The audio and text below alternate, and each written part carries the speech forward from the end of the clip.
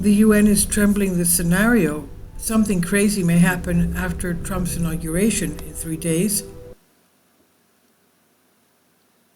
Even the scenario of Trump's full or partial withdrawal of the US from the organization is visible. A few days before Donald Trump's inauguration, UN agencies are worried that the new US president will cause them new problems. During his first term, 2017 to 21, the US significantly reduced funding for UN services and activities, withdrew from the Human Rights Council, the Paris Climate Agreement, and UNESCO, and began the process of withdrawing from the World Trade Organization. The most important stringent measures were taken towards the end of Trump's term. This time, however, experts estimate that things will move more quickly.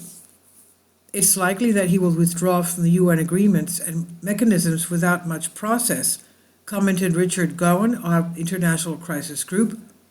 Many observers expect a drastic reduction in funding from the US, one of the UN's largest donors.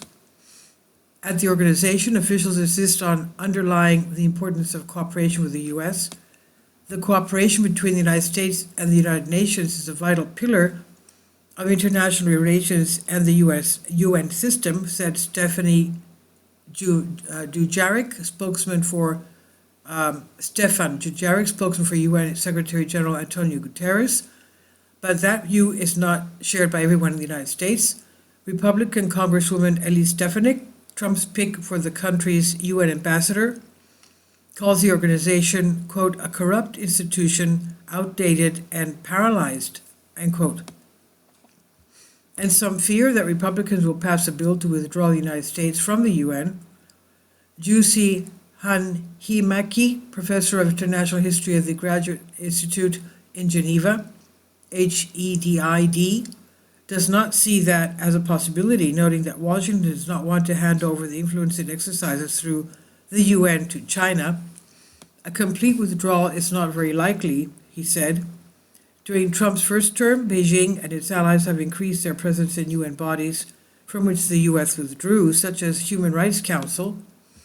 Outgoing US Ambassador to the UN, Sheba Crocker, said, some of our strategic adversaries have invested heavily in promoting their interests in Geneva.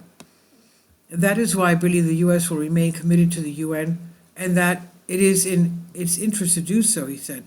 The World Trade Organization could quickly run into difficulties as the US president-elect has threatened tariffs before he's even sworn in, Hanhimäki said. Some observers are also concerned about the suspension of US funding for UN programs that support reproductive health.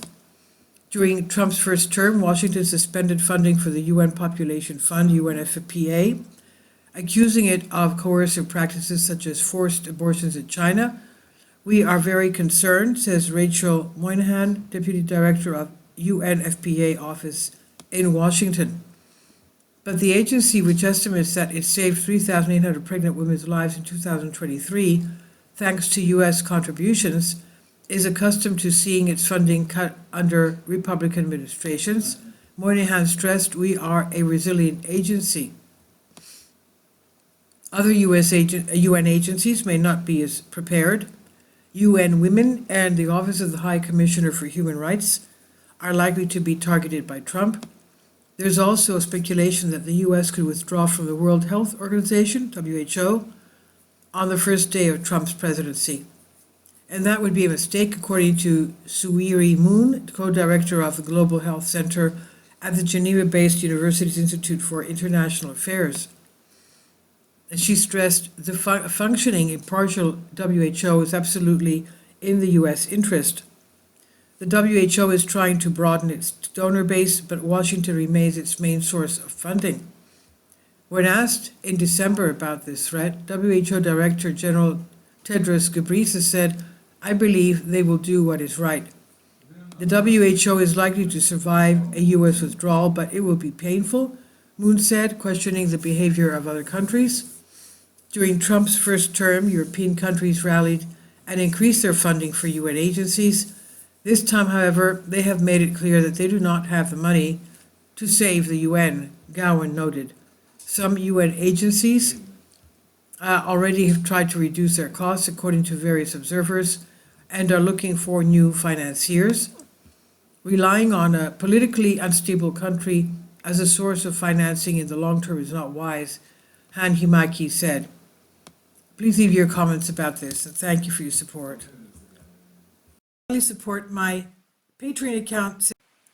The daily posts are 5 videos daily, and they are totally different from what I have on my YouTube channel. Thank you so much for your support and that you find all my content so interesting. You'll find the Patreon account details in the description box below.